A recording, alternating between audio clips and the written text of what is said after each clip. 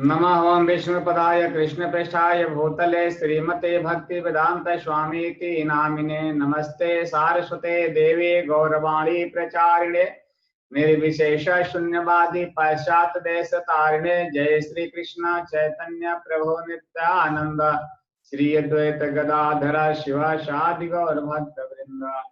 हरे कृष्णा कृष्णा कृष्णा हरे हरे हरे राम राम राम हरे हरे।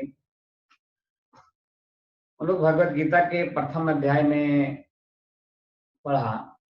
आखिर अर्जुन ने दुर्योधन द्रोणाचार्य से जाकर दोनों सेनाओं की बात को कहा।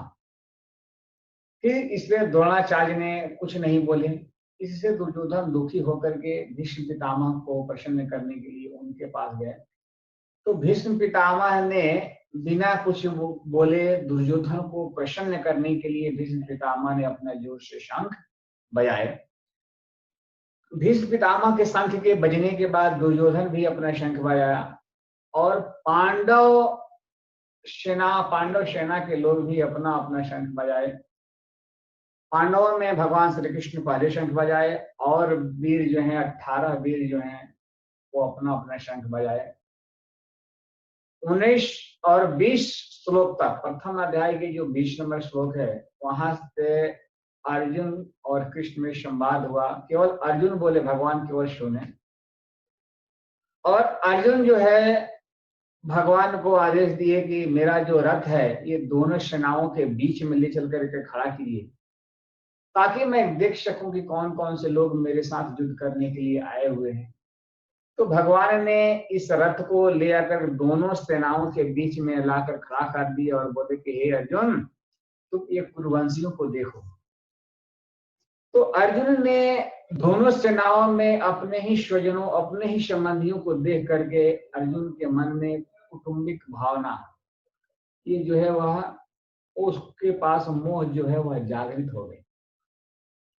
इसके परिणाम के बाद अर्जुन क्या किया कि बाण छोड़ करके, धनुष बाण छोड़कर रख करके और बीच में रथ में जाकर के वो बैठ गया।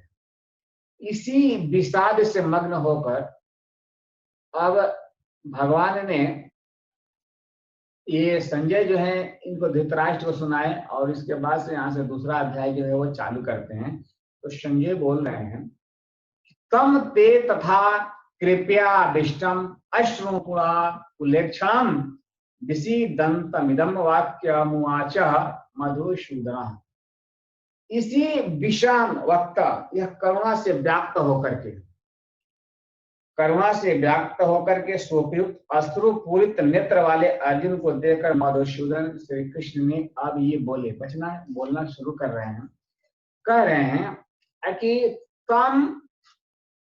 तम तथा कृपया विष्टम, अर्जुन कि रथ में सारथी रूप में बैठे हुए भगवान को वो आज्ञा दिया कि हे अच्युत, आप मेरे रथ को दोनों सेनाओं के बीच में लेकर के चलिए ताकि मैं देख सकूं कि कौन कौन से ये दो हाथ वाले वीर हैं जो मेरे सामने युद्ध करने के लिए साहस में और मेरे सामने खड़े हुए हैं। क्योंकि वह अपनी मौत को देखते हुए भी लड़ने की हिम्मत मुझसे किसमें है।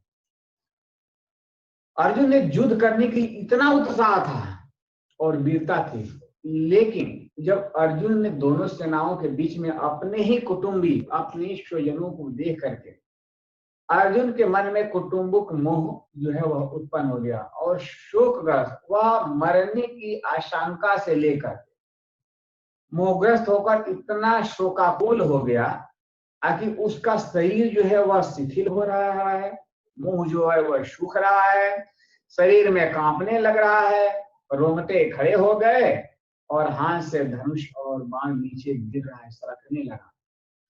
त्वचा जल रही है और खा रहने की मुझ में शक्ति नहीं है, ऐसा भ्रमित तो उसका मन हो गया था। तो अर्जुन जो है यह कायरता रूपी उसमें दोष जो है वो आ गया और अर्जुन क्या किया, अपना धनुष बाण रख करके और एक मध्य भाग में, बीच भाग में वह क्या किया, बैठ गया।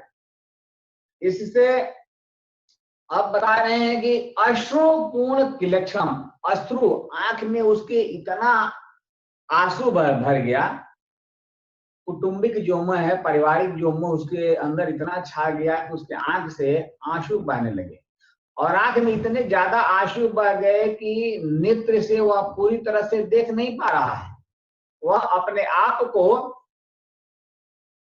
वो किसी को देख नहीं रहा, कह रहा है कि वो विषाद से इतना व्याप्त हो गया, कहा कि हे मधुसूदन, ये कायरता उसके पास आ गया। तो भगवान जो है उसको बताने के लिए, उसका मोह जो है वो दूर करने के लिए आगे के वचन बताएंगे। 2 श्लोक में बताए हैं कि अर्जुन ने धर्म का बहाना बना करके बोला कि 5 कारणों से मैं युद्ध नहीं करूंगा। पहला कारण उसका ये था कि करुणा अपने ही स्वजनों को मारने के लिए उसके पास दया आ गई, करुणा उत्पन्न हो गया। उसके बाद शांति समाप्त हो जाएगी, जब लड़ाई झगड़ा होगा तो क्या होगा, शांति नहीं रह पाएगी। उसके बाद पाप पुण्य का भय कि मारने के बाद पाप होगा, उसके बाद क्या होगा, हमको नरक यातनाएं सहने पड़ेगी, इसका उसको पाप पुण्य का भय हो गया। उसके बाद पारिवारिक मूल्यों का विनाश, और 5वां जो था अन्य कारण, और सारे कारण थे जिसके वजह से अर्जुन जो है वो युद्ध नहीं करने के लिए वो भगवान से कह रहा था। तो अर्जुन के ये पूरा खलबली मच